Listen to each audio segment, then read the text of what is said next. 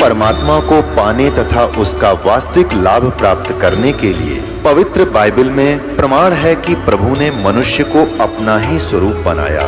6 दिन में सृष्टि रचकर 7वें दिन विश्राम किया। कुरान शरीफ में प्रमाण है कि हजरत मोहम्मद को खुदा स्वयं कह रहे हैं कि मैंने तुम्हें उस परमात्मा की महिमा बताने के लिए भेजा है। वो परमात्मा कबीर है जिसने 6 दिन में सृष्टि रची तथा 7वें दिन तख्त पर जा विराजा। उसकी खबर किसी बाखबर से पूछकर तो देखो।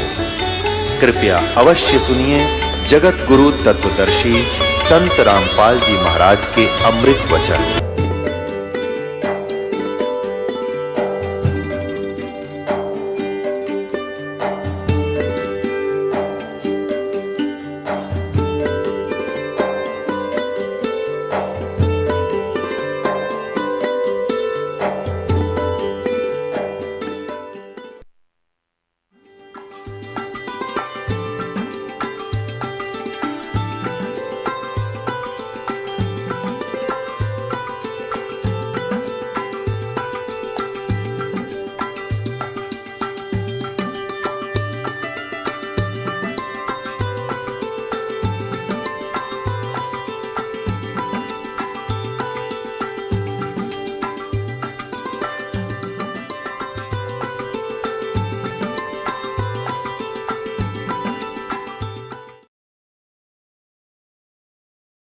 आप खुद देखो, उस कुरान शरीफ को खोल के देखो, आपको पता लगेगा, एक एक चीज़ का पता लगेगा आखिर कुरान शरीफ बोल क्या रही है। दर्शकों, तो आइए प्रोग्राम को आगे बढ़ाते हैं और जानते हैं जगत गुरु तत्वदर्शी संत रामपाल जी महाराज जी के विचार। सहजाद दास जी क्या बताना चाहते हैं कि जिन साधनाओं के करते हुए हजरत मोहम्मद जी की ये दशा हुई, मृत्यु के समय कितनी पीड़ा का सामना करना पड़ा, और उनकी आंखों के तारे तीनों पुत्र उनके सामने मृत्यु को प्राप्त हुए, तो क्या वो व्यक्ति सुखी हो सकता है? क्या जिस अल्लाह की इबादत आप जी करते हैं वो रहमत करने वाला है? क्या इसी को रहमत कहते हो? तो फिर आपकी बुद्धि का सतर आपको ही पता है। कहने का भाव ये है कि सूरत फुरकानी 52 से 59 में ये सहजाद दास जी कहना चाहते हैं कि जिसको आप जी अल्लाह ताला मानते हो, वो तो ये कह रहा है कि वो अल्लाह ताला तो कोई और है जिसने 6 दिन में सृष्टि रची, 7वें दिन तख्त पर जा बैठा। उसकी खबर भी नहीं है कुरान शरीफ के ज्ञानदाता को। तो वो तत्वदर्शी संत से पूछने के लिए कहा, तो इसे सिद्ध है कि कुरान शरीफ के अंदर वो ज्ञान है ही नहीं जो, और वो अल्लाह का भक्ति विधि नहीं है, वो अल्लाह ताला की कंप्लीट ऑलमाइटी गॉड की, उस अल्लाह अकबर की, वो इस दास के पास है और उससे आपको पूरी रहमत मिलेगी। आप देखिएगा, अब आपके समक्ष करते हैं कुछ पुण्यात्माओं को जिनके ऊपर परमात्मा ने रहमत की झड़ी लगाई, उस अल्लाह अकबर ने कैसे उनकी मौत के मुंह से खींच लाए। इनको इसको कहते हैं अल्लाह ताला।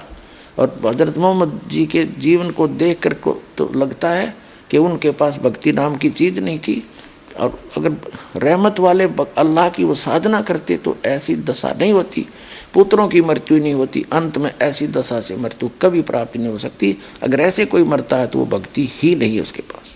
जो पूर्ण परमात्मा की भक्ति करते हैं, सत भक्ति करते हैं, और उनको कितने लाभ होते हैं। वो अल्लाह अकबर दुख में सुमन सब करें, सुख में करे ना कोय, और जय सुख में सुमन करें दुख का एक होए। अब वो अल्लाह अकबर जो है, पूर्ण परमात्मा की भक्ति करने वाले को परमात्मा ने कैसे सुख दिए, उनकी मौत तक टाली, उनको कैसा जो है लाभ दिया। तो ये अल्लाह अकबर है जिसकी साधना दास बताता है।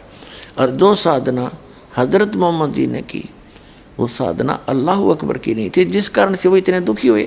नहीं तो उनकी वाणी है कि दुख में सुमन सब करें, सुख में करें ना को, और जय सुख में सुमन करें दुख का एक को। हजरत मोहम्मद जी ने तो सुख में सुमन किया था, और फिर भी यह दुर्गति हुई क्योंकि उनको वो यथार्थ भक्ति प्राप्त नहीं हुई। तो पुण्यात्माओं, दास की प्रार्थना है वो सत भक्ति इस दास के पास उपलब्ध है। आपको कभी दुख नहीं होगा, परमात्मा हरदम साथ रहेगा। वो अल्लाह अकबर की भक्ति उसने खुद आकर के यहाँ बताई है। वो ज्ञान इस दास के पास उपलब्ध है, उसको प्राप्त करो, अपना कल्याण करवाओ। अब सुनिएगा भक्त ओम प्रकाश दास हुड्डा। ये MBBS MD डॉक्टर हैं, डॉक्टर हैं वैसे तो, लेकिन पहले ये CMO के पद पर भी रहे हैं, chief medical officer in Haryana. अब ये रिटायर हो चुके हैं। इनको परमात्मा ने कैसी रजा बख्शी कि परमात्मा की भक्ति से हमें पता चलता है, उनकी महिमा से, कि परमात्मा आयु बढ़ा देता है, परमात्मा अंग भंग को ठीक कर देता है, परमात्मा अंधे को आंखें दे देता है, कोढ़ी को काया देता है, निर्धन को धन माया देता है। तो उसी को परमात्मा कहते हैं। तो कबीर गॉड, गॉड कबीर, अल्लाह अकबर, वो कबीर परमेश्वर पूर्ण ब्रह्म ने इनको क्या क्या सुख दिए। पुण्यात्माओं, यहाँ साइंस फेल है। एक MBBS डॉक्टर MD और चीफ मेडिकल ऑफिसर आपको रो रो कर प्रमाणित कर रहा है कि परमात्मा के सामने यह साइंस कुछ नहीं है। वास्तविकता भी यही है। हम अध्यात्म ज्ञान से दूर होने से, सत साधना ना करने से, हम परमात्मा से मिलने वाले लाभ से वंचित रह जाते हैं। इसलिए हम नास्तिकता की तरफ चल पड़े और साइंस को ही पूर्ण मान लिया। साइंस क्या चीज़ है? गॉड गिवन मटेरियल है, उसके ऊपर मानव ने अनुसंधान कर लिया। यदि परमात्मा ये मटेरियल ना देता, कहाँ से करते ये? और बुद्धि भी भगवान ही देता है। या साइंस दरी की दराई रह जा, जब 2 वर्ष वर्षा ना होता है, तो परमात्मा से बड़ी साइंस नहीं है। और फिर जहाँ साइंस का काम समाप्त हो जाता है, वहाँ से भगवान का काम शुरू होता है। देखिएगा इनके साथ के बीती। और इनकी धर्मपत्नी भक्तमती सुशीला हुड्डा, ये भी बड़ी एजुकेटेड और डॉक्टर लाइन में है। इनके साथ के बीती। तो साइंस फेल है यहाँ पर। खुद इनका पति यो OP Hooda doctor, eye specialist, और इनकी पत्नी की आंखें और इन साइंस से ठीक नहीं हो रही थी। और परमात्मा कबीर जी ने 2 सेकंड में ठीक कर दी। और आज तक 6 साल हो गए, कदे आंखों में दुखनी भी नहीं आई। तो पुण्यात्मा, परमात्मा से बढ़कर कोई शक्ति नहीं है। और वो परमात्मा इस दास के माध्यम से आज वो लाभ दे रहा है जो भगवान दिया करता है। तो आप सुनिएगा इनके मुख कमल से। क्या नाम है जी आपका? सर, मेरा नाम ओम प्रकाश दास है। वैसे मुझे जो है सरकारी तौर पे जो नौकरी में मेरा नाम दर्ज है वो ओम प्रकाश हुड्डा के नाम से है। OP Hooda, doctor OP Hooda. तो डॉक्टर साहब, आप कहाँ आपने नौकरी की? सर, मैंने जो है जब मेडिकल अफसर के तौर पे मैंने बुटाना नौकरी ज्वाइन की थी। उसके बाद मेरी पानीपत डिस्ट्रिक्ट में मैं रहा 2-2.5 साल। उसके बाद मैं सोनीपत मेडिकल सुपरिटेंडेंट की पोस्ट पे आया। और उसके सोनीपत से मैं यमुनानगर में CHC नागपुर है, 4.5 साल वहाँ रहा। नागपुर से मेरी बदली जो है बिलासपुर जिला यमुनानगर में ही जो है बदली हुई। वहाँ से मैं CHC डीघल आया 2005 दिसंबर में। और CHC डीघल से मेरी प्रमोशन हुई CMO झज्जर की जो है। और 2 साल 1 महीना में CMO झज्जर रहा। उसके बाद सर मेरी जो है वहाँ अपॉइंटमेंट हुई deputy director senior scale Panchkula. और पंचकुला के बाद मैं CMO सिरसा रहा 1 साल तकरीबन।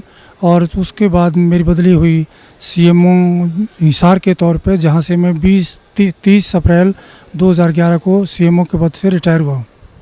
ये डॉक्टर साहब, संत रामपाल जी महाराज के शरण में कैसे आए? संत रामपाल जी महाराज की शरण में मैं ऐसे आया कि मेरी पोस्टिंग 1998-99 में कुरुक्षेत्र रही। तो और मेरी पत्नी जो है वो टीचर थी नर्सिंग कॉलेज में सोनीपत। तो एक दिन हमारे घर जो है किसी बच्ची का आना हुआ जो 12वीं क्लास में पढ़ती थी। तो बच्ची ने ये नानी जी को ये बताया कि नानी जी मैं सोमवार को आई तब भी आपका व्रत था, मंगलवार को आई तब भी आपका व्रत था, शुक्रवार को आई तब भी आपका व्रत था। तो मैं आपकी इतनी पूजा पाठ का एक कैप्सूल बना दूं, क्योंकि इतने व्रत उपवास आप रखोगे तो आप बहुत कमज़ोर हो जाओगे। तो मेरी धर्मपत्नी ने कहा कि बेटी बना देना। तो उस बिटिया ने कहा कि संत रामपाल जी महाराज का सत्संग हर तीसरे संडे को सोनीपत में होता है और आपको इस संडे को, तीसरे संडे को मैं आपको लेके जाऊंगी। तो मेरी धर्मपत्नी ने पहले सत्संग में ही मालिक का नाम ले लिया और नाम लेकर कुरुक्षेत्र आ गई। कुरुक्षेत्र आने के बाद मुझे बताया तो मैं जो हूँ थोड़ा सा ये भौचक्का रह गया कि मेरे पूछे बगैर कैसे ले लिया। तो मैं राधा स्वामी डेरा सत्संग ब्यास में चला गया और पीछे 2 घंटे बाद मेरी पत्नी वहाँ पहुँच गई। और उसके बाद जो है हम वहाँ का सत्संग सुना। तो सत्संग पहले भी सुने थे, लेकिन वहाँ मेन डेरे पर ये देखा कि कोई उनका जो प्रवर्तक है, गुरु है, वो सत्संग नहीं करता है, वहाँ तो सीढ़ी चला दी जाती है। उसके बाद में हम वापस आ गए और फिर मैंने संत रामपाल जी महाराज के हर तीसरे संडे को सत्संग सुने 5-6। और तब मेरी पत्नी ने, जब मैंने नाम नहीं लिया, तो मेरे घर में जो है 3 दिन का गुरु ग्रंथ साहब का जो पाठ रखवा दिया, जो गरीबदास जी का ग्रंथ कहते हैं। तो कबीर परमेश्वर की वाणी है जो कि तुम उसमें, तो संत रामपाल जी महाराज जो है 25 तारीख को भोग लगाने के लिए उस पाठ को आने। और मैंने 25 दिसंबर 1999 को संत रामपाल जी महाराज से जो है नाम दान लिया। उस दिन के बाद मालिक की दया है, मैं मालिक के चरणों में ही जो है लगा हुआ हूँ। डॉक्टर साहब, जो भक्ति आपके पूज्य गुरुदेव संत रामपाल जी महाराज ने दी है, उस भक्ति से आपको क्या लाभ मिला? सर, जो मेरे पूज्य गुरुदेव संत रामपाल जी ने जो भक्ति दी है, उसके दौरान मालिक ने एक वाणी का उल्लेख करते थे कि जम जो राजा से डरे मिटे कर्म के लेख, अदली अदल कबीर हैं कुल के सतगुरु एक। तो मेरे जीवन के अंदर ये वाणी जो है बिल्कुल जो कि तो खरी उतरती है, क्योंकि मैं कलोई गांव में रोहतक ज़िला में पैदा हुआ था और मेरी डेट ऑफ बर्थ 12/4/1953 है। और मैं 5वीं क्लास में अमृतसर चला गया था और वहाँ पे पवित्र हरमंदिर साहिब के ही नकल पर जो है हिंदुओं का जो है दुर्गाना टेम्पल है। तो उस दुर्गान टेम्पल में जो हूँ एक सेवक था, बहुत बूढ़ा व्यक्ति, वो ज्योतिषा काम भी करता था। तो उन्होंने मुझे कहा, मेरे बड़े भाई को जैसे जो है मास्टर जी कहते थे, तो मुझे छोटे मास्टर जी कहा करते थे कि छोटे मास्टर जी इधर आओ। तो उन्होंने मेरा हाथ दे करके ये मुझे बताया कि काके बेटा, आप जो है डॉक्टर बनोगे और आपकी उम्र जो है 50 वर्ष है। तो मैं 50 वर्ष की आयु को जो है सुन करके, तो जब उनका भगत जी का, संत जी का जो भी ज्योतिषी थे, उनका हाव भाव देखा, तो वो एकदम से सहम गए कि बच्चे को आपने उम्र गलत बता दी कि भाई ये ऐसा ना हो कि चिंता में पड़ जाए। तो उम्र तो उन्होंने ठीक बताई थी, लेकिन चिंता मगन ना हो जाए, बच्चा विचलित ना हो जाए। लेकिन मालिक की दया थी कि जो है मैं विचलित नहीं हुआ और अपनी डॉक्टरी की पढ़ाई सुन करके डॉक्टर बनोगे, तो अपनी पढ़ाई के अंदर ही मैं लीन हो गया और डॉक्टर ही बना। और जब मैं सर्विस में आया तो मुझे याद नहीं रहा काल के दबाव से, जैसे पता लगा संत रामपाल जी की वाणी से कि हमारे ऊपर काल का बहुत प्रेशर है, तो हमारी बुद्धि का कंट्रोल भी उसके हाथ में है। जब तक आप उसकी भक्ति या अन्य देव देवताओं की भक्ति करते हो, तो मुझे वो याद नहीं रहा कि तेरी उम्र 50 साल है। लेकिन जब मुझे जो है 10-11 अप्रैल की रात्रि को और ये मेरे हाथों में दर्द होना शुरू हुआ, मेरी छाती में दर्द होना शुरू हुआ, तब मैंने अपने बच्चों को, पत्नी को कहा कि PGI रोहतक में चलते हैं, टेस्ट कराते हैं। तो वहाँ जा कर के देखा, एक जवान डॉक्टर था, बहुत अच्छा। उसको मैंने अपना परिचय दिया कि मैं HCMS 1A ग्रुप का आदमी हूँ, SMA हूँ, डॉक्टर OP हुड्डा हूँ, मेरे ये क्लास फेलो हैं, मेरे ये टीचर हैं, आपको किसी की चीज़ की आवश्यकता पड़े आप उसको बुला लेना। तो उसने मेरी सीधी देख करके जो है दाएं बाएं टेलीफोन किए सीनियर व्यक्तियों को। तो उसके बाद जो है मुझे इस ICU में शिफ्ट करने लगे हो। तो मुझे पता लग गया कि जो है भाई मेरे को कोई बहुत गंभीर बीमारी है। लेकिन संत रामपाल जी महाराज ने बता रखा था सत्संगों के दौरान कि जब भी तुम्हारे ऊपर कोई विपत्ति आ जाए, तो तुरंत आप उसी टाइम जो है, यदि प्रथम मंत्र मिला हुआ है तो प्रथम मंत्र, और दूसरी स्टेज का सतनाम मिला हुआ है तो सतनाम, और सार नाम मिला हुआ है तो सार नाम उच्चारण करना शुरू कर देना। तो मैंने परमात्मा की, संत रामपाल जी की कृपा से वैसा ही शुरू कर दिया था। और मुझे जो है ये ऐसा महसूस नहीं हो रहा था कि मैं वाकई में ही इतना गंभीर बीमार हूँ जो मुझे ICU में शिफ्ट किया जा रहा है। लेकिन जो है वहाँ पे 1.5-2 घंटे बाद जो है अचेतन अवस्था में मैं चला गया। और अचेतन अवस्था में बाहर तो डॉक्टर जो है, जैसे मुझे पता लग गया कि वो लिखा पढ़ी करवा रहे हैं कि बहुत अच्छा डॉक्टर था और ये बचा नहीं सकते हम, इसके जो है अंतिम समय लगभग नज़दीक आ गया है। तो बाहर तो फाइलों पे ऐसे जो लिखवा रहे थे, आपको कहीं ले जाना हो तो ले जाओ मेरी पत्नी को, मेरे बच्चों को, जो कि ये बात सुन करके वो रोने लग गए।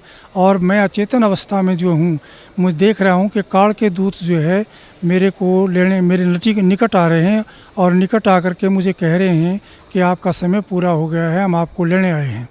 तो मैं उनसे कुछ कह पाता इससे पहले ही कबीर परमेश्वर ने मेरे सिर पे पंजा रख दिया और जो है उनका चित्र मुझे प्रतिबिंब की तरह शीशे में जैसे नज़र आती है फ़ोटो, ऐसे नज़र आया। और इस क्षण भर में ही कबीर परमेश्वर के हाथ के ऊपर, पंजे के ऊपर संत रामपाल जी का पंजा और जो शरीर के ऊपर जो है संत रामपाल जी का शरीर जो है हो जाता है। तो जो है संत रामपाल जी ये कहते हैं कि कबीर परमेश्वर ने आपकी जो है उम्र जो है भक्ति के लिए बढ़ा दी है। तो इस बात पर मेरा बहुत रोना छूट जाता है कि मालिक, आप ही स्वयं कबीर परमेश्वर है, आप चोला धारण करके आए हो, आप ही जो है ये सारे खेल कर रहे हो मालिक, आप ही कबीर परमेश्वर हैं। और इस काल के लोक में मालिक आपकी दया के बगैर कोई भक्ति नहीं कर सकता, आप ही भक्ति करा सकते हो मालिक। तो इतना कहकर मुझे रोना छूट जाता है। और काल के दूत जो है संत रामपाल जी महाराज को देख करके दूर भागने लग जाते हैं और मैं अचेतन अवस्था में अपना सो जाता हूँ। तो जब 3 दिन मुझे आईसीयू में हो गए तो मैं उठ करके जो है बाथरूम में पेशाब करने के लिए, बाथरूम के लिए जाने लगा। तो एक सीनियर डॉक्टर का राउंड हो रहा था, प्रोफेसर का। तो उनमें से एक सीनियर डॉक्टर भाग करके आया, उसने तो मुझे पकड़ के कहा, डांटा कि डॉक्टर साहब तुम क्या कर रहे हो, तुम्हें कोई अकल नहीं है, तुम्हें जो इतना भयंकर हार्ट अटैक हुआ था, हम हैरान है कि आप बच कैसे गए हो, तुम आपको पैदल नहीं चलना है बिल्कुल, तो आप बैठो अपने बेड पे, व्हील चेयर मंगाते। तो इस प्रकार से संत रामपाल जी महाराज ने मेरी उम्र दान दिया। संत रामपाल जी महाराज के बारे में मैंने अपने मेडिकल PGI-MS के स्टाफ को, डॉक्टरों को बताया, लेकिन जो है परमात्मा के बगैर, संत रामपाल जी की महाराज की के बगैर जो है कोई किसी, ये आध्यात्मिक चैनल है जो हर एक में प्रेजेंट है, ये आध्यात्मिक चैनल और नहीं हो सकता।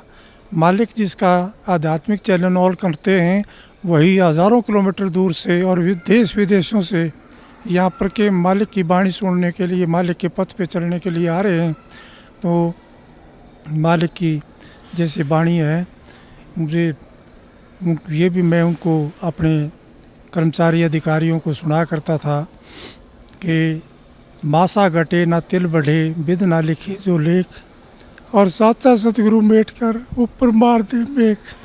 ये मालिक मेरे साथ बिल्कुल जो का तो कर दिया आपने कि काल ने लिखा हुआ है कि मैं एक भी सांस तुम्हें जितना दे रखा है उसको बढ़ाऊंगा नहीं, ना वो बढ़ा सकता है, ना उसकी पूजा पाठ से बढ़ सकता है, ना देव देवताओं की पूजा पाठ से ये बढ़ सकते हैं। मालिक ये आप ही कर सकते हो, आप सत्य हो, आपकी वाणी सत्य है मालिक, आपका विज्ञान सत्य है, आप पूर्ण परमेश्वर हो।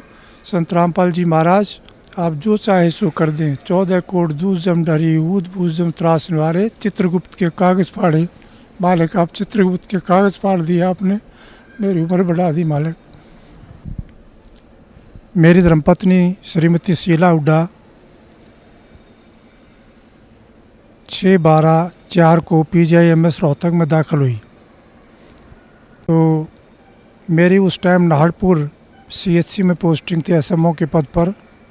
तो मुझे टेलीफोन गया यमुनानगर ज़िले में थे है ये CHC, मुझे टेलीफोन गया तो मैं वहाँ आया और ये मालिक की आज्ञा ले चुके थे कि जी ऐसा ऐसा हो गया। तो मालिक ने कहा कि अपना इलाज कराओ। तो मेरी पत्नी को वहाँ मैं आया, मैंने देखा स्पेशल वार्ड मिला हुआ था। तो ये जो भी डॉक्टर आता, जो भी जो कर्मचारी आता वहाँ पे ये कह कर के जो है रोने लग जाती थी कि मेरी आँख क्या ठीक हो जाएगी, क्योंकि इनकी आँख में बहंगापन हो गया था। तो उस बैंगनपन की वजह से जितने भी डॉक्टर आते वो यही कह करके जाते कि हमारे बस की बात नहीं है। जैसे आई डिपार्टमेंट से दाखिल हुए थे तो आई डिपार्टमेंट वालों ने कहा कि हमने सारे टेस्ट करा लिए हैं, आप न्यूरोलॉजी वालों को दिखाओ। न्यूरोलॉजी वालों को दिखाते रहे, उन्होंने कहा कि कोई भी डिफेक्ट नहीं है, इनका MRI, कैट स्कैन, अल्ट्रासाउंड सब कर लिया हमने, तो हमें कोई डिफेक्ट नज़र नहीं आता है। और मैं खुद स्वयं जो आई सर्जन हूँ, MSMD डॉक्टर हूँ, तो आँखों के ऑपरेशन जो मैंने बहुत किए हैं, तो मैं भी हैरान था कि कोई भी जब डिफेक्ट नहीं है किसी में चीज़ में तो ये ठीक क्यों नहीं हो रही हुई है, उन दवाई क्यों नहीं लग रही है। तो इस प्रकार से वो लगभग जो है 7-8 दिन जो है इधर से उधर स्पेशलिस्टों की जो है राय लेते रहे, और हार कर उन्होंने जो कहा कि आपने कोई ऑल इंडिया या किसी अन्य स्थान पर दिखाना है तो दिखा लो, और ये पता नहीं ठीक होगी कि नहीं होगी, हमारी समझ में जो है इनकी बीमारी नहीं आई है। तो उसके बाद जो है ये संत रामपाल जी का सत्संग था बरवाला में, क्योंकि करौथा में भी सत्संग करते थे। ये 14 दिन के बाद जो यहाँ एक सत्संग यहाँ बरवाला में मालिक का होता था, संत रामपाल जी महाराज का।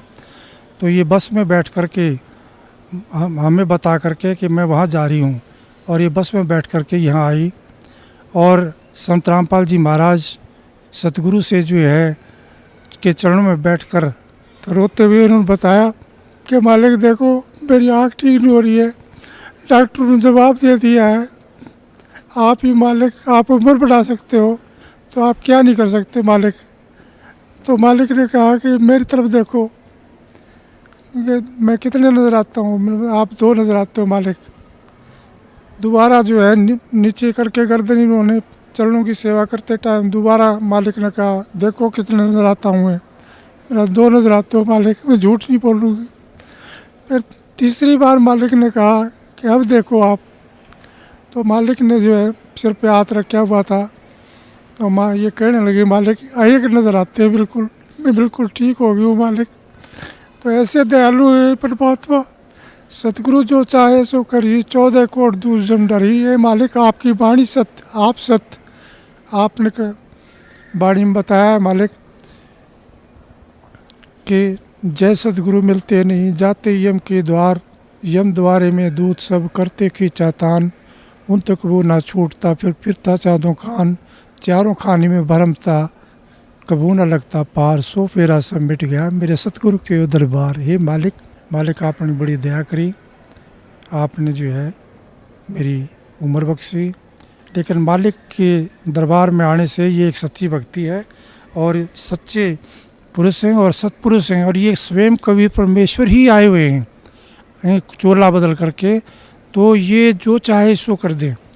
तो मालिक ने हमें ऐसा सच्चा ज्ञान दिया है जो धरती के ऊपर कहीं भी उपलब्ध नहीं है। क्योंकि मैं अपने परिवार सहित, बच्चों सहित जो है, पहले हमारी समाजी तो थे ही, क्योंकि रोहतक जिले से बिलोंग करते थे, और DAV स्कूल DAV कॉलेज में पढ़ा। उसके बाद जो है हमने जैन मुनियों का नाम लिया। उसके बाद हम ब्रह्म कुमारी आश्रम में भी माउंट आबू गए, उनका भी 1.5-2 साल नाम लिया। उसके बाद जो है एक हमने साईं जी पंजाबी गुरु थे 80 साल के, 10 साल तक वो बनाए। उसके बाद संत रामपाल जी महाराज मिले, तो ये पता लगा कि उनके पास तो कोई भक्ति मार्ग था ही नहीं, कोई मंत्र है ही नहीं, कोई प्रमाण ही नहीं उनके पास। जो संत रामपाल जी महाराज ने हमें जो है सत मंत्र बताए हैं, प्रथम स्टेज के, द्वितीय स्टेज के सतनाम और सार नाम, वो सारे प्रमाणित हैं। गुरुओं की तो भरमार है देश के अंदर, दुनिया के अंदर। सतगुरु वही है जो सच्ची सच्ची बात बताए परमेश्वर के बारे में, इस जीवन में भी सुख दे और जो है हमें मोक्ष भी दे, सतलोक के रास्ते पर चलाए, सतनाम दे करके, सारनाम दे करके, प्रथम मंत्र दे करके। ये मालिक बड़ी दया करी, मालिक बड़ी दया करी, रजा बख्शना मालिक। ऐसे ही इस काल के लोक में भक्ति एक पल भी नहीं कर सकता मालिक, आप ही करवा रहे हैं जो कुछ, आपकी ही दया है। संत रामपाल जी महाराज, दया रखना मेरे ऊपर और मेरे परिवार के ऊपर मालिक। क्या नाम है माता जी आपका? मेरा सुशीला हुड्डा है, मैं मिसेज़ हुड्डा हूँ, डॉक्टर हुड्डा की पत्नी। मैंने संत रामपाल जी का नाम 1999 में लिया था और उसी समय से मैं मालिक को यूँ महसूस कर रही हूँ कि जैसे पर कहते हैं कि भी भगवान वो होता है जो अंधे को आँख दे, कोढ़न को काया, बाझन को पुत्र दे, निर्धन को माया। तो ये मालिक स्वयं कबीर साहब आए हुए हैं, इन्होंने मेरी फैमिली में ये प्रूव कर दिया कि हाँ मैं पूर्ण परमात्मा वाले काम कर सकता हूँ, मैं समर्थ हूँ। डॉक्टर साहब को ज़िंदगी बख्शी, जबकि बचपन में बता दिया था कि 50 इयर्स इनकी एज है। उसके बाद सीवियर हार्ट अटैक हुआ और मालिक ने बचाया। इसी प्रकार 2004 में दिसंबर 6 को मेरी आँख जो एकदम टेढ़ी होगी और डिप्लोपिया हो गया, मीन्स डबल विज़न होगी। देखती थी इधर तो मतलब मुझे लगता था जैसे सब दो दो हैं। तो मैं बड़ा परेशान हुई। PGIMS रोहतक में एडमिट हुई। मैं 10 दिन एडमिट रही स्पेशल वार्ड में और मैं जितनी भी इंटर्न्स आती थी उनसे पूछती थी कि क्या इससे पहले कोई ऐसा केस आया है डिप्लोपिया का, क्या मैं ठीक हो जाऊंगी? तो वो कहती हाँ मैडम ठीक हो जाओगे, क्योंकि डॉक्टर्स का तो ये फ़र्ज होता है, साइकोलॉजिकली वो बूस्टअप करती पेशेंट को। लेकिन मुझे नहीं लग रहा था कि मैं ठीक होंगी। सारी इन्वेस्टिगेशंस हो चुकी हैं, न्यूरोलॉजिस्ट को भी दिखा लिया, आई स्पेशलिस्ट को भी दिखा लिया, मेडिसिन वालों को भी दिखा लिया, मेरी इन्वेस्टिगेशन सारी नील हैं और कैसे ठीक होगा। तो फिर 10वें दिन उन्होंने कहा कि आप छुट्टी ले जाओ, घर चले जाओ। फिर मैं यहाँ मालिक के पास आई तो मालिक को मैंने कहा हे बंदी छोड़, इससे अच्छा मेरी मुक्ति करो जब मुझे आपके दर्शन ही नहीं हो रहे मालिक, आप भी मुझे कहीं कहीं दिखाई दे रहे हो। तो परमात्मा ने मेरे सिर पे हाथ रखा और कहा इधर देखो। तो मैंने जैसे मालिक की तरफ देखा तो मैंने कहा इस पाक पवित्र स्थान पे खड़ी होकर मैं झूठ नहीं बोलूँगी, मुझे आप उतने ही दिख रहे हो 3-4 ही। फिर दोबारा बोले कि अब देखो, मैंने कहा उतने ही दिख रहे हो। फिर दोबारा मालिक ने जैसे हाथ रखा तो मेरे मालिक एक हो गए थे। तो मैंने कहा अब एक हो गए मालिक आप, अब मुझे दर्शन अच्छी तरह से हो रहे हैं। ये पूर्ण परमात्मा है, कमी है तो अपने अंदर है। मालिक कहते हैं अपनी वाणी में कि साहिब के दरबार में कमी काहे की नाई और हंसा मौज न पावता तेरी चूक चाकरी माही। हमारी अंदर चूक है, जैसा परमात्मा कहते हैं इतना मंत्र करना चाहिए वो हम नहीं कर पाते, उनके नियमों पे हम खरे नहीं उतरते हैं, तो ये कमी हमारी है। मालिक पूर्ण है और पूर्ण परमात्मा है। और मैं इतनी भक्ति कर चुकी थी, टूट चुकी थी, मुझे भगवान की तलाश थी। अर्ली एज में मेरे पेरेंट्स की डेथ हुई तो मैं ये सोचती थी, मैंने नर्सिंग प्रोफेशन इसलिए ज्वाइन किया कि मैं किसी की डेथ नहीं होने दूंगी, मैं इतनी सेवा करूंगी कि किसी के माँ बाप ना मरे। और मेरे ब्रदर मेरे से अगेंस्ट हो गए थे। मेरे फादर सर छुटराम के PA थे, तू लड़की हमारी बेइज्जती करवाएगी, हमारी नाक कटवाएगी, तू ऐसे प्रोफेशन, तू जो कुछ मर्जी कर ले, ये मत कर। मैंने कहा नहीं, मैंने यही करना है।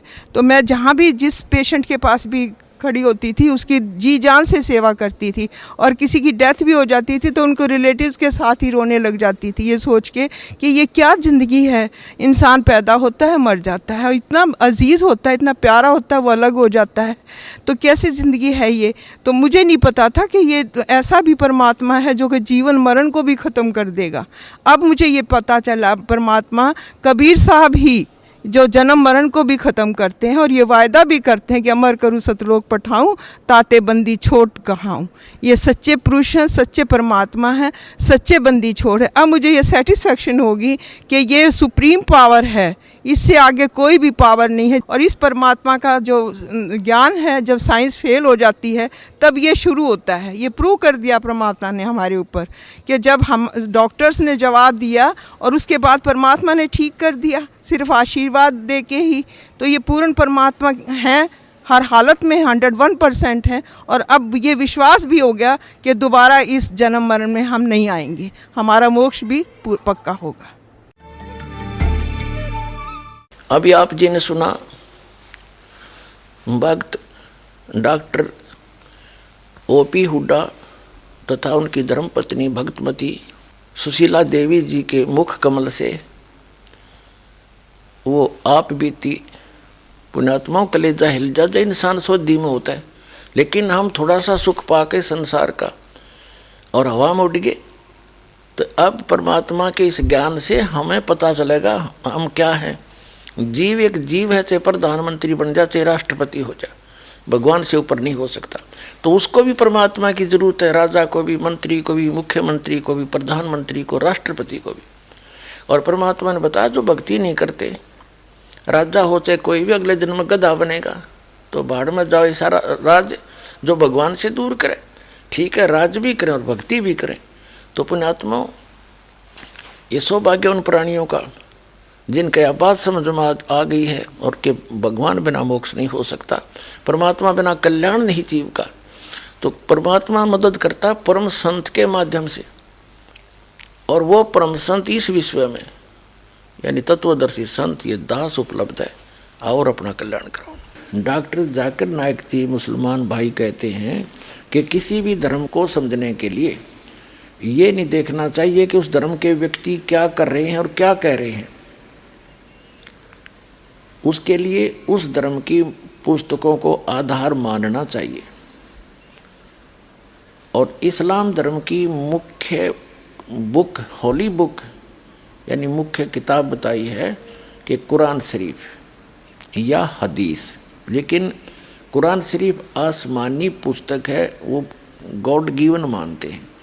और हिंदू धर्म को समझने के लिए हिंदू धर्म के व्यक्ति क्या कह रहे हैं, क्या कर रहे हैं, वो ना मानो, कि हिंदू धर्म के सदग्रंथों को आधार मानकर विवेचन करो। तो दास डॉक्टर जाकिर नायक जी से प्रार्थना करता है कि आइए इसी आधार पर दोनों धर्मों की पुण्य पुस्तकों के होली बुक को पुनः देखते हैं। अब डॉक्टर जाकिर नायक जी जो प्रवचन करते हैं, जो ज्ञान देते हैं, सुनिए उनकी क्लिप के माध्यम से। मैंने इस तकरीर के शुरू में कुरान मजीद की एक आयत सूरह अल इमरान सूरा नंबर 3 आयत नंबर 64 की तिलावत की, जिसमें अल्लाह सुब्हानहू व तआला फरमाते हैं, कुल या अहले किताब, कहो अहले किताब से, तालो इला कलमतिन सवाइम बैना बैनकुम, आओ उस बात की तरफ जो आप और हम में यकसा है। सबसे पहली बात है अल्लाह नाबुदा इल्लल्लाह, हम सिर्फ अल्लाह सुब्हानहू व तआला, सिर्फ खुदा की इबादत करें। वना नुश्रिका बिही शैय्यन, हम खुदा के साथ किसी और को शरीक न करें।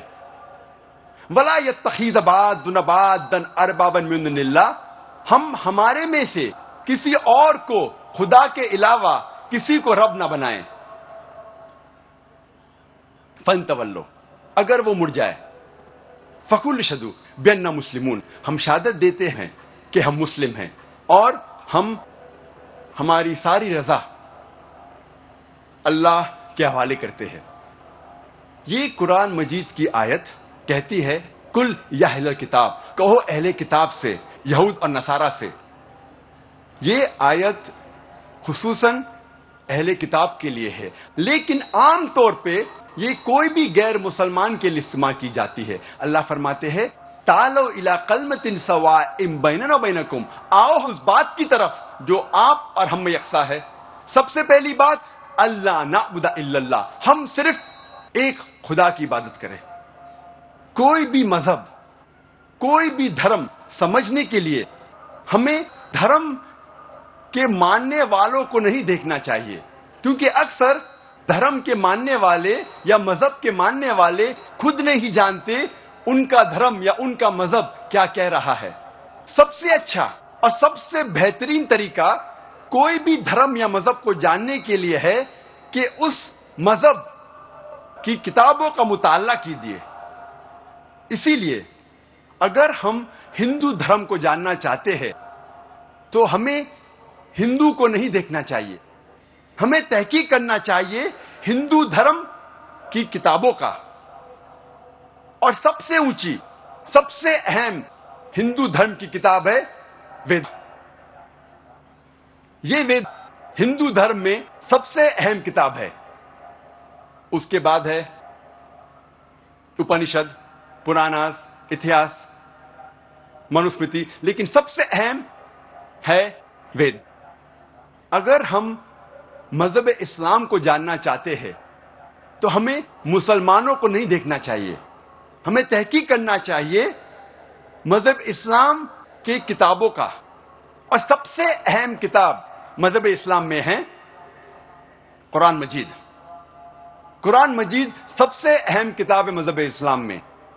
डॉक्टर जाकिर नायक जी मुसलमान जी, आपने तो केवल सदग्रंथों की जिल्लत दिखाई और ये दास दिखावेगा उन सदग्रंथों के अंदर की सच्चाई जो आज तक तेरे समझ में नहीं आई, और आप भी देख लेना जाकिर भाई। तो सबसे पहले आज ये निर्णय करते हैं कि जिस अल्लाह को, जिस रब को, भगवान को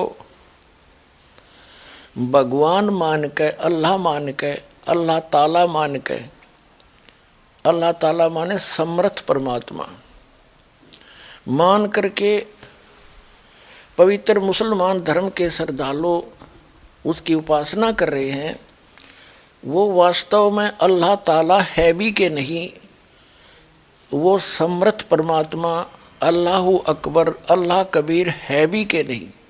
तो दास का उद्देश्य किसी की निंदा करना नहीं या किसी को नीचा और बड़ा दिखाना नहीं, आपको सच्ची राह दिखाना उद्देश्य रखता है। और दास का उद्देश्य है कि जिन सदग्रंथों को आप समझ नहीं सके उनको समझाऊं और रूबरू कराऊं, क्योंकि अभी तक तो सभी ने रेफरेंस बताए हैं मौखिक। इस दास के ऊपर दया करी है दाता ने और आपके ऊपर मेहर करी है पुण्यात्माओं के, ऐसे उपकरण बनवा दिए। आप आँखों देखोगे तब यकीन हो जाएगा, ना अभी तक तो ये अटपट करके हमें मूर्ख बना ही रहे थे, चाहे वो काजी हों, चाहे मुल्ला हों, चाहे पंडित हों, चाहे मंडलेश्वर हों, चाहे ब्राह्मण हों, ये कोई भी थे, इनको ज्ञान था ही नहीं। हम इनको विद्वान मानते थे क्योंकि बड़े धारावाहिक प्रवचन करते थे, रेफरेंस सदग्रंथों के देते थे, ज्ञान उलट बताते थे। और यही दशा डॉक्टर जाकिर नाइक जी के अध्यात्म ज्ञान की, इसको कख पता नहीं है अध्यात्म मार्ग का, ये भ्रमित करा पूरे मानव समाज को। और जो भी इसके बातों में आकर के अपना जीवन नाश कर रहे हैं, उनसे प्रार्थना है पुनर्विचार करें, सदग्रंथों को देखें, इस दास के इन प्रवचनों को ध्यान से सुने और सदग्रंथों से मेल करें, उससे पीछा छुटाएं और एक हो जाओ। हम ना मुसलमान बनाना चाहते, ना हम हिंदू बनाना चाहते, ना सिख ना ईसाई, हम आपको सतराह दिखाना चाहते हैं जिससे मानव का कल्याण हो सकता है। वो इस दास के पास है, आकर ग्रहण करो, अपना कल्याण कराओ, इतनी सी बात है।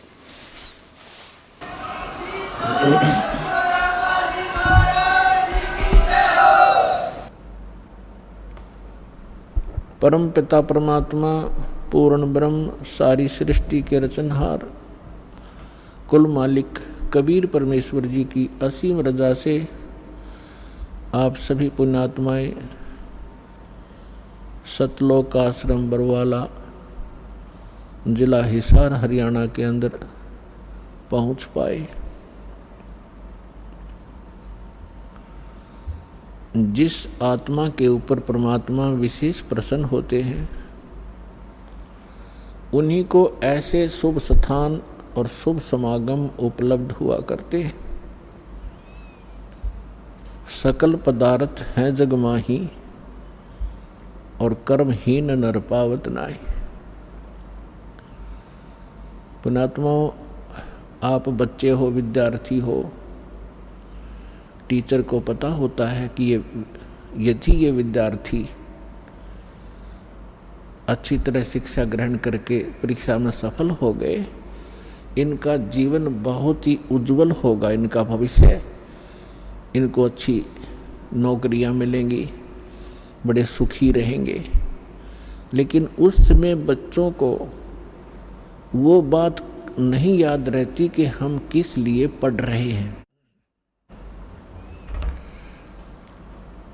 और वो अच्छे विद्यार्थी जो होते हैं, टीचर के बताए प्रत्येक क्लास वर्क, होमवर्क को करते ही रहते हैं, तो सफल हो ही जाते हैं, फिर उनको वो वस्तु प्राप्त स्वाभाविक हो जाती है। आप वो विद्यार्थी हैं जिनको जन्म और मरण के रोग से छुटकारा पाने का और सतलोक के अंदर जाकर के वो स्थायी सुख प्राप्त करने का शुभ अवसर प्राप्त हुआ है। इसमें यदि आप उन विद्यार्थियों की तरह लगन से इन सभी क्रियाओं को करते हुए संसार छोड़कर चले गए, तो आपको वो स्थान प्राप्त होगा जो आज तक हजारों वर्षों तक ऋषि महर्षि प्रयत्न करके निष्फल रहे। तो आप कितने पुण्यकर्मी हो, आप कितनी पुण्यात्मा हैं। लाल की कीमत का लाल को ज्ञान नहीं होता, जौहरी बताया करता है। ये दास जौहरी है, आप उस परम पिता के लाल हो। आपको मालूम नहीं, इस दास को मालूम है आपके लिए वो परमात्मा कितने भटक रहे हैं। आपने काल की भांग पी रखी है, आप जी को केवल यहाँ के संसारिक सुख दिखाई देते हैं। भविष्य का आपको कोई, आपके भविष्य में आगे नेक्स्ट जीवन में क्या होगा, इससे आप बिल्कुल अनभिज्ञ हैं। परमात्मा कहते हैं गोता मारूं स्वर्ग में, जा बैठूं पाताल, और गरीब दास ढूंढता फिरूं अपने हीरे मोती लाल। आप कहाँ से आए हैं, ये ना तो आपके बस की बात यहाँ आना, केवल परमात्मा ही आपको यहाँ लाता है। पहले तो आप तक संदेश भेजा, ऐसा अनमोल ज्ञान किसी भी माध्यम से, किसी भक्त के माध्यम से, किसी बुक के माध्यम से, या किसी टीवी चैनल के माध्यम से, और फिर आपको प्रबल प्रेरणा की उस परम पिता ने, और फिर आपकी व्यवस्था की। यहाँ तक आने में कोई मध्य प्रदेश से आ रहे हैं, कोई उत्तर प्रदेश से आ रहे हैं, कोई महाराष्ट्र से, कोई उड़ीसा से। पुण्यात्माओं, आज हम इतने लेजी मैन हो चुके हैं, हम अपने पड़ोसी घर में भी नहीं जाएं, जो सोचें फिर मिलेंगे मित्र को, और आप इतनी दूर यहाँ आ गए। कहते करे करावे साईं मन में लहर उठा, दादू सदर जीव के वो आप बगल हो जा। तो आपके ऊपर कितनी रजा है, सोच भी नहीं सकते। इतनी दूर आना, ट्रेनों के अंदर कितनी कठिनाई होती है, लेकिन आपके पिछले पुण्य इतने प्रबल हैं कि आपको वहाँ रुकने नहीं देते। और पिछले ही तप से होते हैं पूर्ण हंस मुराद, पिछले संस्कार आपके साथ हैं। आप किसी समय परमात्मा कबीर जी के साथ रहे हो, जब भगवान धरती पर आए हुए थे। उस समय आप अशिक्षित थे, आप परमात्मा को परमात्मा नहीं मान सके, लेकिन परमात्मा से प्राप्त उन साधनाओं को करते रहे, मोक्ष प्राप्ति नहीं कर सके, लेकिन आपको परमात्मा ने इतना पुण्य युक्त कर दिया उस समय। सन 1398 से सन 1518 तक 120 वर्ष परमेश्वर कबीर जी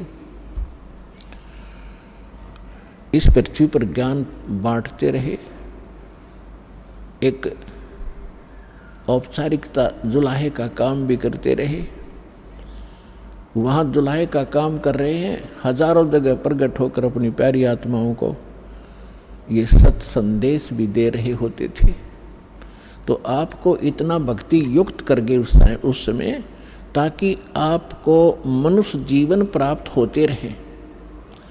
अन्य योनियों से, अन्य प्राणियों के जीवनों से मनुष्य शरीर बहुत ही श्रेष्ठ है, लेकिन भक्ति ठीक ना मिलने से एक दिन इसके पुण्य अक्षीण होकर फिर ये पुण्य 84 लाख योनियों में चला जाता है।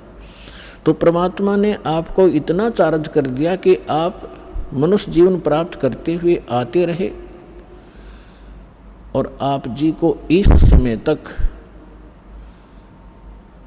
यहाँ लाना था। अब परमात्मा ने आपको इतना भक्ति युक्त कर दिया कि आपके मनुष्य जीवन होते हुए आ रहे, तभी तो आपके अंदर प्रेरणा है परमात्मा की। 2 प्रकार से मानव शरीर प्राप्त होता है। एक तो विधान है परमेश्वर का, इस काल को बनाकर दे रखा है, और काल की मजबूरी बना रखी है कि इसने मानव शरीर एक आपको देना ही पड़ता है, क्योंकि इसने 1 लाख मानव शरीरधारी प्राणियों के शरीर से निकले हुए गंध को खाने का एक श्राप लगा हुआ है इसकी गलती से। 2 प्रकार से मानव शरीर प्राप्त होता है। एक तो टर्न वाइज यानी परंपरागत प्राप्त होता है। 84 लाख प्रकार के इन शरीरों में कुत्ते, गधे, मक्खी, मच्छर, पशु पक्षियों के जीवनों को भोगते हुए एक मानव शरीर प्राप्त होता है। तो जो ऐसे प्राप्त मानव शरीर प्राणी है तो वो भी अच्छी किस्मत, जो क्योंकि पीक प्राइम टाइम में जन्मा है, लेकिन उसके अंदर भक्ति की कसक नहीं होती। 100 बार कहने से भी उसकी आत्मा प्रेरित नहीं होती। और दूसरी प्रकार का जन्म ऐसे होता है जो पीछे भी मनुष्य थे, आज भी मनुष्य जीवन प्राप्त हुआ है, मानव स्त्री या पुरुष का, तो उनके अंदर पूर्व संस्कार से वो भक्ति की कसक बनी ही रहती है। और जिस कारण से वो भक्ति भगवान के बिना टिक नहीं सकते, चाहे कहीं पहाड़ पर जाना पड़े देखा देखी, चाहे कोई मंदिर में आस्था बनानी पड़े या कोई व्रत रख के अपनी संतुष्टि करनी पड़े, वो टिक नहीं सकते क्योंकि वो पिछले संस्कारी प्राणी है। तो परमात्मा ने आपको 600 वर्ष पहले आप पर मेहर की थी। 64 लाख शिष्य कबीर भगवान के एक धानक जो लाए के एक झोंपड़ी में बैठे व्यक्ति के 64 लाख शिष्य हुए थे। तो विचार करके देखो पुण्यात्माओं, जिसको हम एक कवि समझकर उसकी फाइल को बंद करके बैठ गए थे कि वो तो एक कवि था, संत भी नहीं मानते थे, हम केवल एक कवि मानते थे, क्योंकि हम अपने पाठ्यक्रम की पुस्तकों में उनके दोहे पढ़ा करते थे और कवि की संज्ञा में लेकर ही, कवि की श्रेणी में ही उनको गिना जाता था। अन्य कितने कवि हुए हैं, उनके पैरेलल उनके नाम लिखे जाते थे। किसी का कोई शिष्य हुआ, ये भगवान थे। और इन्होंने जो अमृतवाणी, जो तत्व ज्ञान प्रचार किया, कबीर सागर के अंदर विद्यमान है, उससे भी स्पष्ट है। उन्होंने वो ज्ञान दे रखा है जो वेदों, पुराणों, श्रीमद् भगवद गीता, बाइबल, कुरान और इनमें नहीं है। वो ज्ञान भी परमात्मा ने बोल रखा है। तो वो परमात्मा थे, ओनली कवि नहीं थे। और उनके परमात्मा की महिमा में वेदों में लिखा है कि वो परमात्मा ऊपर रहता है सतलोक में, मनुष्य दृश्य है, राजा के समान एक तख्त पर सिंहासन पर विराजमान है, वहाँ से गति करके चल कर आते हैं या अच्छी आत्माओं को मिलते हैं, अपने ज्ञान को लोकोक्तियों के माध्यम से, दोहावलियों के माध्यम से, पद्य भाग में ऊंचे स्वर में बोल बोल कर सुनाते हैं, जिस कारण से वे कवियों में से भी एक प्रसिद्ध कवि की पदवी भी प्राप्त करते हैं, लेकिन वो होते हैं भगवान। ये वेदों में लिखा है। और कवियों जैसा आचरण करते हुए घूमते फिरते हैं, जगह जगह जाते हैं। उसी दृष्टिकोण से परमात्मा एक ही समय में हजारों जगह प्रकट होकर के आज से 600 वर्ष पहले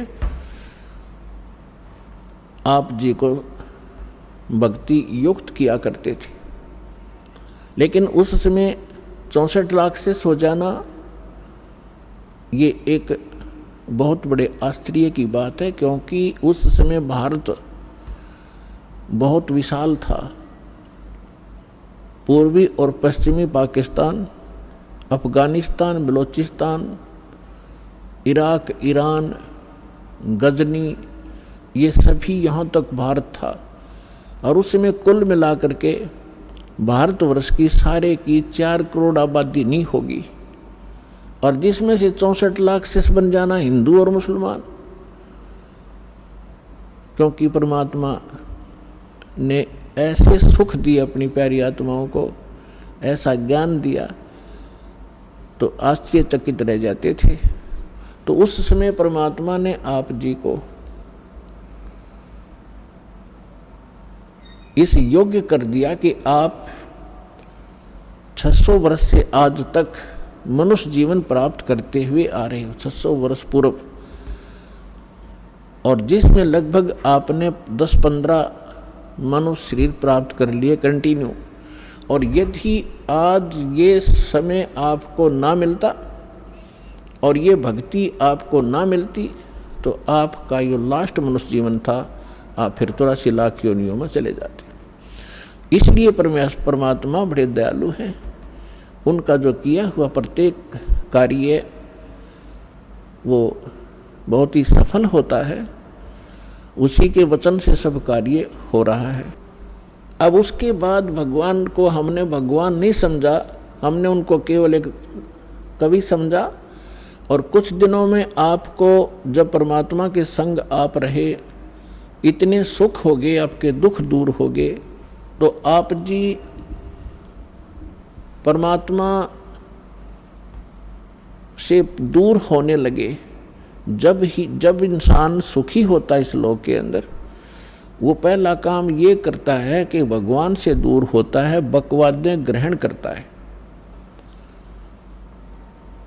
तो जब हम सुखी हो गए, सभी सुख हमें बहुत देता है क्योंकि तो सुख सागर है, तो हमारे मन में दोष उत्पन्न होने लगे। परमात्मा के अंदर भी हमने कुछ गड़बड़ निकालने लगे। तो परमात्मा कबीर जी ने एक लीला की थी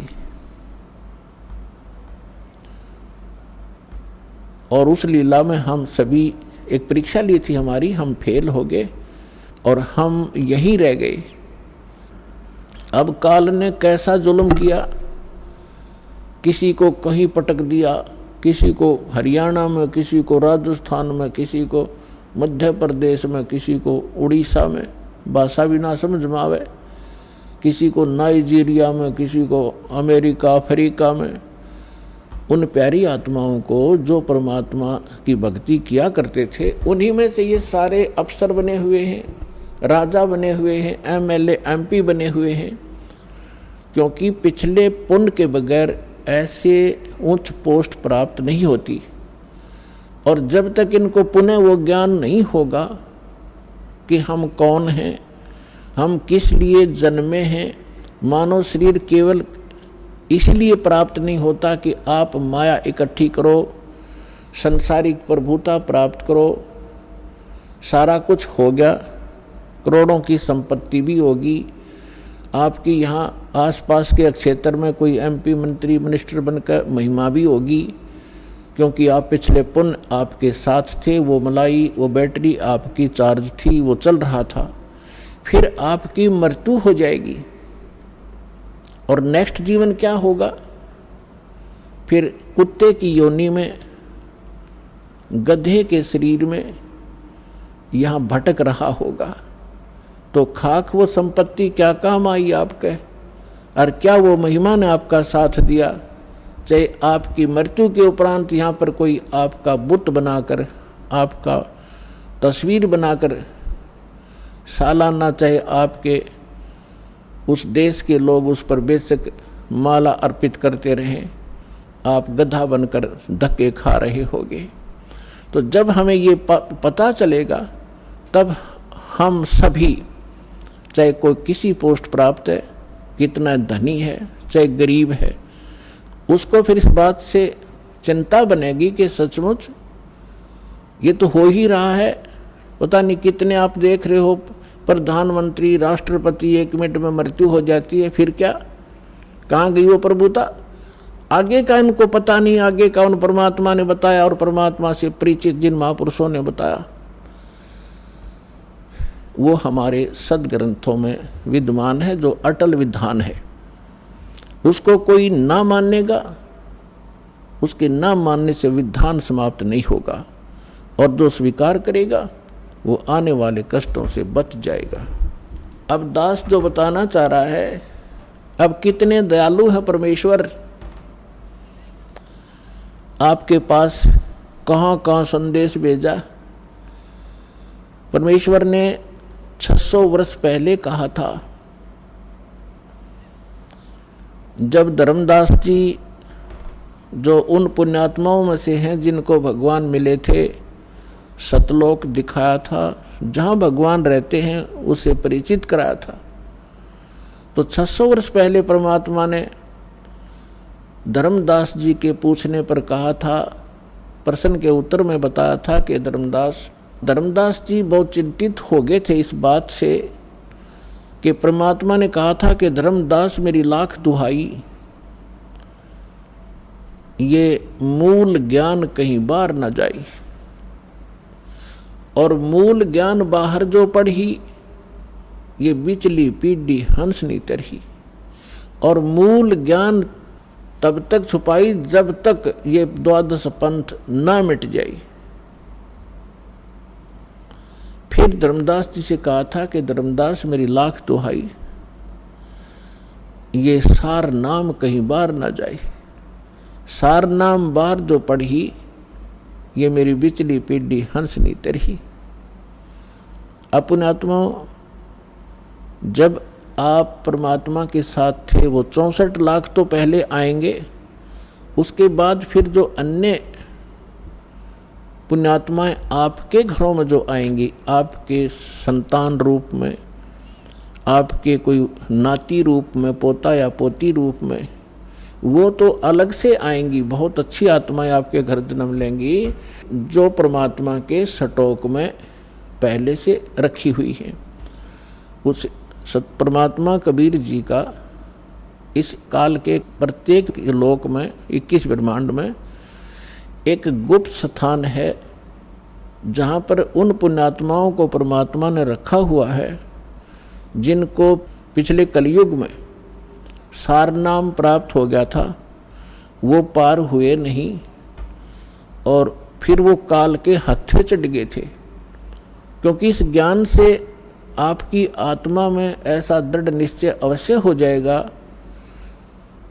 कि ये सुख जो है, चाहे राष्ट्रपति बन जा, चाहे प्रधानमंत्री बन जावा, और भले ही हम कोई देव पद प्राप्त कर लें, आपकी आत्मा धिक्कारेगी उसको। तो कबीर साहब के साथ ना जाने करके कुछ अच्छी आत्माएं जिनको सार नाम प्राप्त हुआ था किसी कलयुग में, तो वो पार ना हुई, दूसरे संस्कारवश किसी लोक में चले गए। तो उसके लिए परमात्मा कहते हैं शिव मंडल ब्रह्मापुरी। शिव मंडल ब्रह्मापुरी चाहे विष्णु लोक में हो, हमरे गुण भूला नहीं तो आन छुटाऊं। तो जैसे कोई भक्त इस ज्ञान से परिचित और किसी कारण से नाम खंडित हो जाने से उसकी मृत्यु हो जाती है, तो वो कहाँ जाता है? आपको प्रथम मंत्र में श्री ब्रह्मा जी, श्री विष्णु जी, श्री शिव जी, श्री गणेश जी और श्री दुर्गा जी आदि इन देवों के वो मूल मंत्र दिए जाते हैं जिनसे आपको बहुत लाभ मिलना है। तो उस कारण से आप पार ना हो गए तो इनके लोकों में जाओगे वो सुख भोगने के लिए जो आपको इस प्रथम मंत्र के बेनिफिट प्राप्त हुआ है। ये लाभ आप वहाँ अक्षीण करने चले जाओगे। वहाँ जाकर आपको याद आएगा कि ये तो गुरुजी बताया करते थे कि हमने यहाँ का देव पद भी नहीं लेना, राज्य पद प्राप्त नहीं करना, यहाँ हमारे पुण्य नाश होते हैं। तो वहाँ जाकर फिर वो रोते हैं। और ये जो प्राइम टाइम होता है इसका सीमा है। जैसे अब जो बिजली पीढ़ी चली है इसका समय निर्धारित है, उसके बाद ये भक्ति नहीं रहेगी। इस बीच जो निकल गया सो निकल गया। तो वो भक्ति जो युग है उसका समय समाप्त हो चुका होता है और उनकी मृत्यु हो जाती है। वो कोई ब्रह्मा जी के लोक में जा रहा होता है, कोई विष्णु जी के लोक में, कोई गणेश जी के यहाँ अपने इन मंत्रों के पुनों के आधार से, भक्ति के आधार से इनको वहाँ खाता है, बर्बाद करता है। तो वहाँ वो रोते हैं। तब परमात्मा जाते हैं, उनको वहाँ से छुड़वा कर लाते हैं।